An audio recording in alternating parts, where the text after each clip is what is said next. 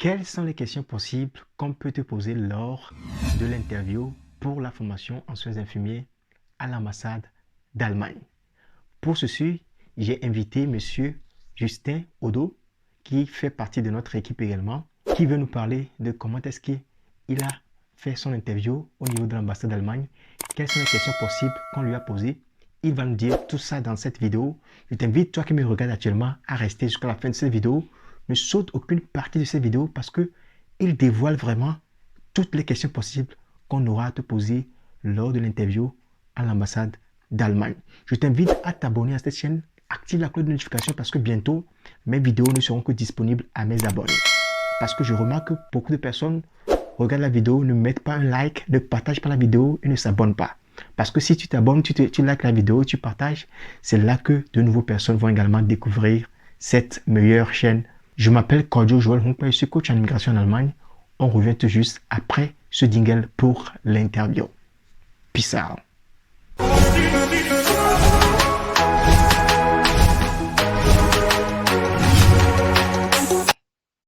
Salut, monsieur Justin Odo. Salut, monsieur le coach. Merci beaucoup d'avoir accepté notre invitation aujourd'hui pour pouvoir parler des questions possibles qu'on peut poser à l'ambassade d'Allemagne. Je rappelle que vous avez fait une formation, vous avez fait comme une demande de formation et donc actuellement vous êtes en train de faire la formation. Donc, nous avons également demandé à plusieurs personnes de nous aider pour pouvoir dire les questions possibles qu'on peut poser à l'ambassade, mais beaucoup de personnes ont refusé, mais vous avez donné l'occasion de pouvoir nous parler des questions qu'on peut poser à l'ambassade. Nous sommes vraiment très reconnaissants et vraiment, j'espère que ça va beaucoup aider nos abonnés qui sont ici. Et premièrement, j'aimerais que vous vous présentiez un peu pour nos abonnés, pour qu'ils puissent savoir qui est en face d'eux, qui est ce monsieur-là, ce grand, cet intellectuel monsieur Théodore. Ouais, merci pour la parole et merci pour l'invitation. C'est aussi pour moi un honneur de porter mon aide à la communauté, aux autres. C'est très bien. D'abord, je vais me présenter comme dit. Je suis Justin Odo, pour tout le monde, Justin Scott. Voilà. Je suis actuellement en train de faire une formation en Allemagne et je vis en Allemagne. Voilà, merci. OK. Alors, je rappelle que c'est une formation en soins infirmiers ou bien formation de Ouais, 3 ans. c'est une formation de 3 ans en soins d'infirmier, mais c'est un peu différent de ce que nous avons au pays. Nous l'appelons ici also Ausbildung zur Pflegefachkraft, also Pflegefachmann eigentlich. Une formation de 3 ans qui est un peu différente des soins infirmiers que nous avons chez nos pays. OK, là, c'est très bon. Là, c'est très bon. Maintenant, commençons avec ce qui s'est passé parce que, premièrement, avant de venir au niveau de l'ambassade, vous êtes obligé de prendre premièrement un rendez-vous. Donc, j'espère que vous avez eu à prendre un rendez-vous. Et maintenant, quand est-ce que vous avez pour le rendez-vous? C'était combien de mois d'avance? C'était combien de jours d'avance? Donc, j'espère que les gens qui nous suivent actuellement, eux aussi veulent savoir quand est-ce qu'ils doivent prendre concrètement le rendez-vous. Ouais. Dans mon cas, j'ai pris le rendez-vous au moins 2 mois avant. D'abord, j'avais pris le rendez-vous 3 mois d'avance et l'ambassade a dit non, que c'est trop tard, que c'est trop tôt. Donc, j'ai dû le prendre 2 mois d'avance après. OK, là, c'est Et très bon. hum, Je rappelle également à nos téléspectateurs ou bien à nos abonnés que Monsieur Justin Odo vient du Togo. Donc, c'est au niveau du Togo qu'il a pris son rendez-vous. Donc, c'est un Togolais. Donc là, peut-être, ça peut pas être pareil chez ceux qui sont les Camerounais, les Sénégalais, les Maliens, etc. Ça peut être un peu différent. Mais je vous rappelle que les questions sont souvent les mêmes parce que les ambassades travaillent de la même manière. Et vous allez voir que les sites des ambassades sont également les mêmes. Comme je l'avais parlé la fois dernière dans ma vidéo qui concernait comment est-ce que vous pouvez prendre rendez-vous au niveau de l'ambassade. Donc maintenant, on va commencer par à la porte de l'ambassade d'Allemagne. Monsieur Justin Odo, qu'est-ce qui s'était passé à la porte de l'ambassade avant que vous n'entrez à l'ambassade d'Allemagne du Togo? bon, à la porte, c'était pas facile comme il y avait aussi de la pression et tout. Mais d'abord, j'avais à présenter mon passeport, la fiche le mail de l'ambassade de confirmation de mon rendez-vous, en fait. J'ai présenté ça, quelques pièces d'identité, et m'ont laissé rentrer parce que après avoir vérifié les informations. Et là, j'ai accédé à l'ambassade. Ok, c'est très bien, c'est très bien. Je rappelle que vous étiez 15 minutes avant l'heure là-bas, bien 30 minutes avant l'heure, Oui, parce qu'il précise souvent 30 d'être à minutes 15 minutes, d'abord. 30 minutes, c'est 30 ça. minutes d'avant. Être vraiment ponctuel, parce que c'est vraiment important. Ok, Très bien. maintenant l'entrée, qu'est-ce qui s'est passé? Est-ce que lorsque vous êtes entré, vous êtes dirigé directement vers là où vous allez faire l'interview, ou bien qu'est-ce qui s'était passé à l'entrée? Euh, je suis entré, ils m'ont dit de m'asseoir. Bon, après m'être lavé les mesures barrières, bon, je me suis assis et ils sont venus m'appeler après pour l'interview. Mais je ne suis pas arrivé en même temps pour aller directement là où ils vont m'interviewer en fait. Ok, là c'est très bon. Là c'est très bon. Ok, maintenant j'aimerais savoir également, est-ce que l'interview était en français ou bien en allemand? Parce que les gens veulent vraiment savoir cela. Ouais, l'interview était dans les deux langues. Tantôt on parlait l'allemand, tantôt ils reviennent en français. Donc c'était les deux langues en fait. Ok. Ok, ce que nos abonnés aimeraient également savoir, est-ce que c'était le consul même qui vous avait posé les questions ou bien c'était quelqu'un d'autre? Alors c'était pas le consul, c'était quelqu'un d'autre. Ok, là, il faut pas que les gens aient peur. Parce que parfois également, ça peut arriver que vous fassiez deux interviews. Parce que parfois, je me rappelle bien, lorsque j'étais allé, j'avais fait l'interview avec quelqu'un. Et puis, comment une semaine après, on m'a appelé que le consul même voulait m'interviewer. Et j'étais encore reparti. Ah, donc, c'était pas le cas chez monsieur Justin. Et je crois que c'est le cas chez la plupart des gens. Que lorsqu'ils ils vont là-bas, ils font simplement l'interview avec quelqu'un, pas avec le consul. Et donc maintenant, je vous laisse maintenant la parole, monsieur Justin, de me dire quelles étaient les questions qui étaient vraiment posées lors de l'interview. D'accord. Et d'abord, avant toute chose, j'aimerais soulever une particularité par rapport à moi, mon interview. Il s'est fait que je n'ai pas été interviewé juste une seule fois. Même après l'interview à l'ambassade, chez moi à la maison, l'ambassade m'a appelé 2 fois encore pour me poser des questions sur moi, des questions sur la formation et toutes sortes de questions en fait. Mais j'ai pris le soin de noter mes questions, histoire d'aider certaines personnes après. Et tout aussi, je vais commencer par la première question qu'ils m'ont posée à l'ambassade. La question, c'était, quel est votre nom, monsieur? Quel est votre nom, monsieur? Juste comme ça, simple. Et après, pourquoi êtes-vous là? Pourquoi êtes-vous là? Après ça, ils m'ont demandé, pourquoi en Allemagne et pas au Togo? Ah ouais, la question là, c'est Pourquoi dur, en hein. Allemagne Ah, vous me posez et des pas au questions Togo? déjà. Et Ouais. par la suite, ils m'ont dit, quels sont vos devoirs? Quels sont vos devoirs durant votre formation en Allemagne et après? Mhm. C'était une question un Oh, peu... les questions, Ouais. je crois que les gens ont actuellement la peur au ventre hein, parce que ces questions-là, il faut être vraiment préparé. Ah, ok. Ouais. Et après, ils m'ont demandé, avez-vous des expériences dans le domaine de votre formation? Mhm, Ils m'ont demandé si j'ai mhm. déjà des expériences dans le domaine. Et par la suite, ils m'ont dit, qu'avez-vous appris durant votre stage, en fait? Parce que je lui ai fait des stages et ils m'ont demandé, qu'avez-vous appris concrètement? Là, je veux soulever un petit point là-bas. Donc, ceux qui vont prendre des stages, ou bien des diplômes qui n'ont pas fait vraiment le stage et puis sont allés prendre des diplômes là, il faut savoir que là, on va vous attraper là-bas. Si vous pouvez pas décrire ce que vous avez fait, là, on va vous attraper. Donc, c'est pourquoi c'est important d'aller faire le stage. Là, je vous laisse continuer, monsieur Justin. Oui. Et par la suite, ils m'ont dit, imaginez-vous que j'ai ma tension qui est en dessous de la normale. Je les ai écoutés, ils ont dit, d'accord, Que vous qu'allez-vous avez faire? quoi? Encore une fois, que vous avez là. Imaginez-vous que vous avez votre tension en dessous de la normale, Oui. genre l'hypotension en fait. qu'allez-vous faire dans ce cas?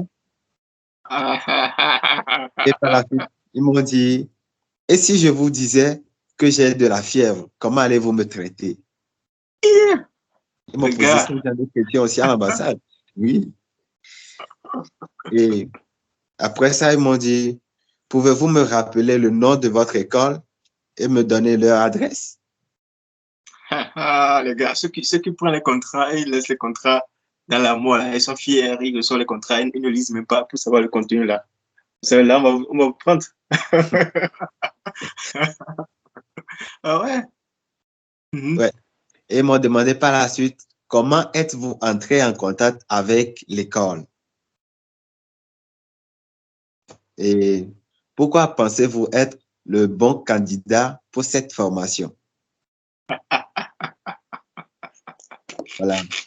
Et après ça, ils m'ont demandé, vivez-vous seul à Lomé ou avec des parents? Mhm. Vivez-vous seul à Lomé ou avec des parents? Et on me dit encore, qui prendra en charge les frais de votre voyage si l'on vous accordait le visa? Mhm. Qui prendra en charge les coûts, les frais du voyage si l'ambassade décidait de vous accorder le visa? Et par la suite, ils m'ont dit, euh, comment vivez-vous à Lomé? Parce que Mhm. je leur ai dit que je vis à Lomé. Ils m'ont dit, comment vivez-vous à Lomé? Combien gagnez-vous à la fin du mois? Ah, Ouais. ouais. Là, c'est Et dur là. c'est très dur. Et ils me demandent encore, also, comment, c'est pas comment, que feriez-vous après votre formation en Allemagne? Que feriez-vous après votre formation en Allemagne? Question piège, Et hein? ouais, ce sont des questions pièges. Aïe, Et à aïe, la aïe, fin, aïe, aïe, aïe, aïe, aïe. et à la fin, Oui. ils m'ont demandé, que feriez-vous si on vous refusait le visa? Ah, Que je pense feriez-vous mal de si cette. on vous refusait le visa? C'est encore une question piège, ça. Ouais. Si on te demande ça, que ferez-vous lorsqu'on vous refuse le visa? C'est une question vraiment piège. Mhm. Ah, Ce sont les questions qu'ils m'ont posées là-bas sur le coin de l'ambassade. Après, ils m'ont dit qu'ils vont faire des enquêtes. Ils vont me rappeler si le besoin y est. Et arrivé à la mhm. maison, j'étais aussi dans le stress. J'étais en inquiétude. Je me posais beaucoup de questions. Est-ce que ça s'est bien passé? À quoi est-ce que je dois m'attendre? Et je suis là un beau jour comme ça. Il m'appelle encore pour me dire, mais pourquoi vous voulez faire la formation? Encore Pourquoi une vous fois, voulez pour faire la savoir. formation? Voilà. Mhm. Et il me demande, parlez-moi un peu de la formation. Parlez-moi un peu de la formation. Après, ce sont des questions sur le cours de langue et l'attestation de B2. Voilà. Pourquoi j'ai voulu faire la formation, genre, des cours de langue à l'Institut Goethe avant d'aller faire, avant d'aller faire la formation, bien que j'ai déjà une licence en germanistique. Pourquoi encore le B2? Tout ça là, et j'ai eu le temps de leur expliquer tout ça. Et par la grâce de Dieu, ça a marché. Me voici aujourd'hui en Allemagne. Félicitations, félicitations, monsieur Justin. J'espère que les questions ont été claires pour nos abonnés. Et ce que j'aimerais vous demander également, maintenant, qu'est-ce que vous avez, est-ce que si vous n'aviez pas une attestation dans un domaine de santé, est-ce que, selon vous, est-ce que vous pouviez recevoir votre visa? Euh, bon, merci pour la question. Je ne peux que donner mon point de vue personnel, mon point de vue. Euh, je pense que non. Le certificat de langue a joué beaucoup de rôles, mais aussi l'attestation de mon stage.